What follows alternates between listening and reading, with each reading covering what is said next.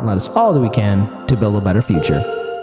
If you check out the show notes under Wrong, Wrong, Wrong, that was the only title I could come up with for this, I do have in there a very interesting video on YouTube from a professor at the University of Chicago, Professor John Mearsheimer, and the title is Why Ukraine is the West's Fault.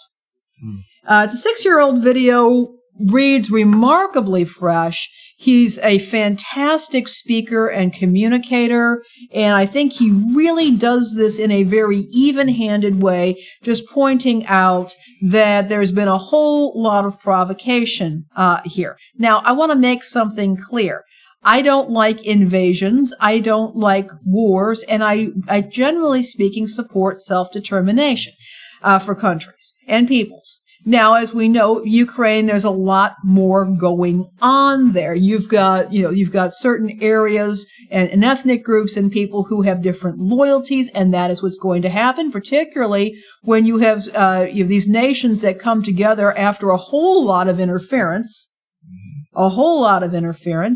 And I can't really sit here and say, on one hand, do we think that people groups should be able to secede at will from nations? Well, that would be kind of hypocritical given where I happen to live. But at the same time, these are real issues. They are complex issues. I would also point out, however, that I think it was Professor Mearsheimer who said, look, if we had a bunch of hostile military forces on the Canadian border, we'd be apoplectic. At this point, and I can understand why the Russians are not happy about that either. I'm not trying to come at a both sidism here. I think this is a complex issue that is now, when people have been poking at each other for a long time. I believe that Putin has called the bluff of the West and is now doing this, and I grieve for everybody involved. This is a complete waste of time and energy. I was hoping that this didn't happen, but apparently it has. And my predictions were wrong, and I apologize to all of you for being so confident in what was not an accurate take on this. Do you gentlemen have anything to say before I? Here's the thing: I was following social media about every second or so about this invasion. I'm seeing so many people all across the political spectrum giving their opinions on it. But here's the real truth of it. One wrong move, one wrong decision, one situation of riled up emotions, this war, this conflict, this invasion could become heated up to the point of absolute destruction. And we have to be better as a species, as a people, to not get to that point. Now, I hope, as I said before, clearer heads will prevail. But at this point, anyone can speak whatever they want on social media or on the news or in any government.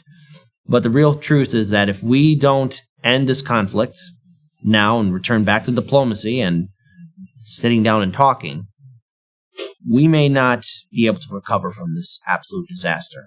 There's been also recent reports of where the Russian military has recently occupied and taken over the remnants of the old Chernobyl power plant. How interesting is that, one of the world's most greatest disasters is now being occupied, and all the while we have these weapons of mass destruction pointed at each other with the potential of this crisis getting worse. So, I do hope that eventually we return back to diplomacy, and that this conflict, this invasion, does come to a quick and swift end. But, again, we are still teetering at the point of no return. And we have to be better than this. Our politicians, our media, our officials in power have failed us all. We all share the same planet, and we cannot afford any more foolish decisions like this. Both sides are at fault, and these leaders are the ones ordering young people to fight each other. It has to end. Daniel. I feel like I really didn't want to touch this issue until I saw something develop, which it clearly has. This is not good. I think I really can't add much more than Kent and Laney have not already added to this. it'll be interesting to see what happens, how far they're going to go, how far Russia's going to go. But it does very much feel like, I think, again, that the West said that they would do something and were offering sanctions.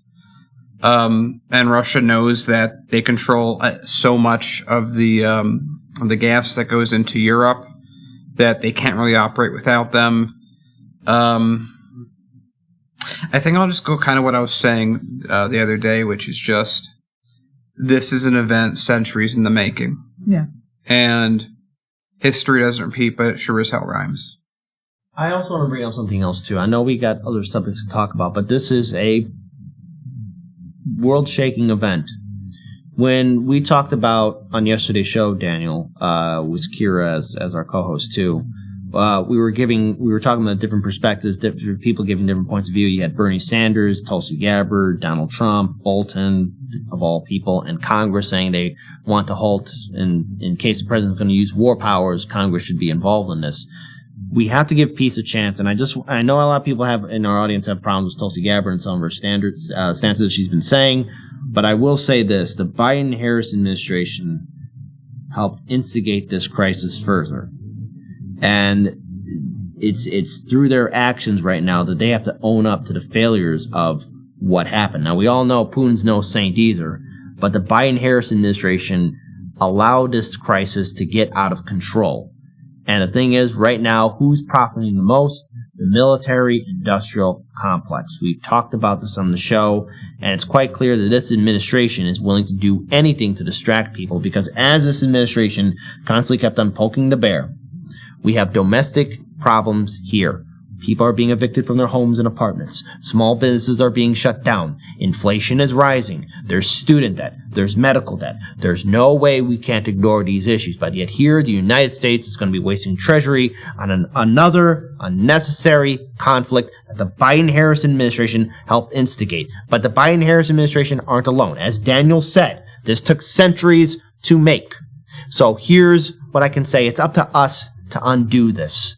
People as citizens, because there are people like us in Russia, in the Ukraine, in Europe, all over the world. There's somebody like you. We all have the same hopes and fears, and we have to put aside our differences, because these world leaders are right now playing their games with our lives. And one wrong decision, and the missiles start flying, and then we are not recovering from this. Yeah, and the other thing about this that is that right now we're just kind of waiting to see what happens next. Is it going to keep escalating? How is it going to escalate? I've heard a little bit from people, through social media stuff, of people talking about how happy, in Ukraine, like their forces are like, I'm really happy the U.S. gave us all these javelins. We took out a bunch of tanks. I just, this can go of so many different ways from this point. I don't think any of us really expected it to even work out the way it did right now. I think that there's a lot of other channels out there that have been speaking as if they knew that invasion wasn't going to happen, or definitely was. I don't think anyone out there got it 100% right. And I think that's important, that this was a very interesting development.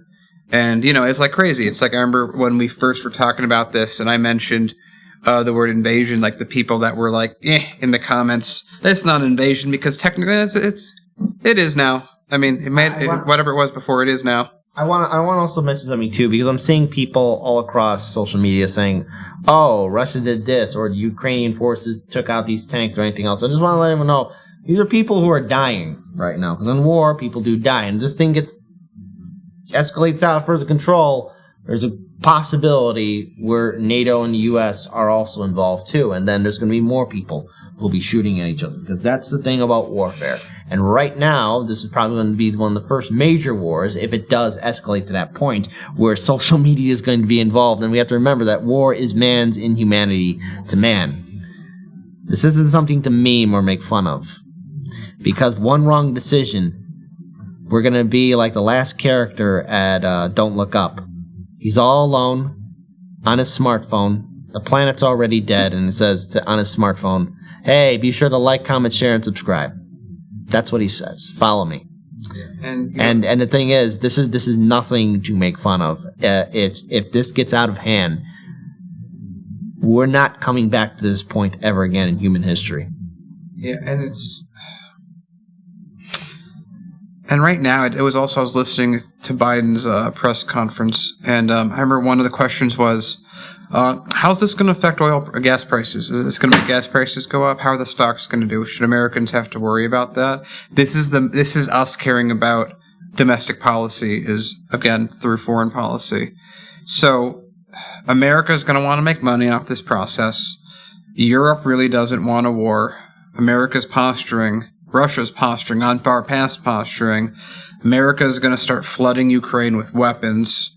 And ironically, I think that this is going to convince a lot of other countries that are on the Eastern Bloc, the former bloc, that they want to join NATO, because it's a different deal if you attack a NATO country than a non-NATO country, which is what we're dealing with right now. So it's like there are 1,000 different variables that have yet to play out.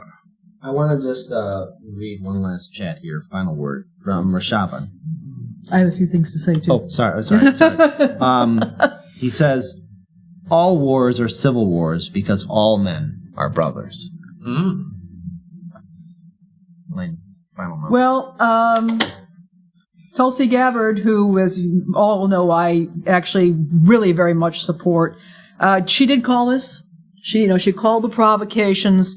She called what was happening, and she was correct. And I wish more people had been listening to her a long time ago.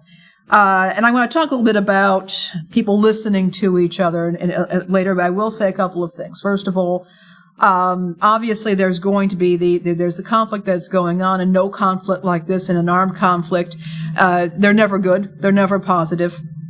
I do not believe that this is going to go nuclear. There's no point. You cannot win a nuclear war. But I do expect to see cyber warfare. There will be various skirmishes. We will see people pitted up against each other.